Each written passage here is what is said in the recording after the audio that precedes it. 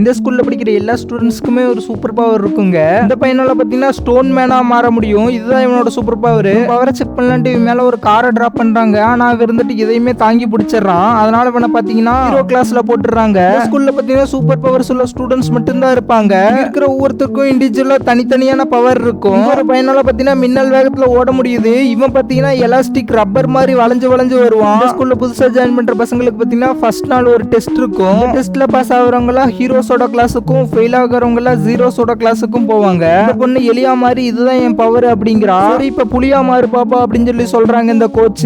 ஆனா இந்த பொண்ணு வந்துட்டு அதெல்லாம் என்னால முடியாதுன்னு சொல்ல இந்த பொண்ணு ஜீரோஸோட கிளாஸ்ல போட்டுறாங்க. இந்த பையன் அவனோட பவரை காட்டுறேன்ட்டு ஜெல்லி மாதிரி ஏதோ ஒரு லிக்விடா மாறிடுறான். இந்த கோச் இருந்துட்டு தக்காளி சாசா மாறுறதெல்லாம் ஒரு பவரா அப்படின்னு சொல்லிட்டு ஜீரோஸோட கிளாஸ்ல போட்டுறான் இவனை. இந்த பொண்ணு வந்துட்டு ஒரு பெரிய ஜிம்பாலா மாறிடுறான். இந்த கோச் இருந்துட்டு அப்படியே பறந்துரு அப்படின்னு சொல்லிட்டு எட்டி உதச்சிடுறாரு.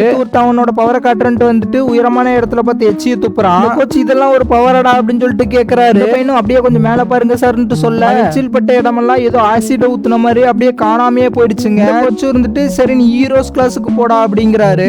நீங்க இதுக்கு முன்னாடி பார்த்துருந்தீங்கன்னா எப்படி இருக்குன்னு கமெண்ட் செக்ஷன்ல கமெண்ட் பண்ணிட்டு போங்க ஃப்ரெண்ட்ஸ். Bye bye.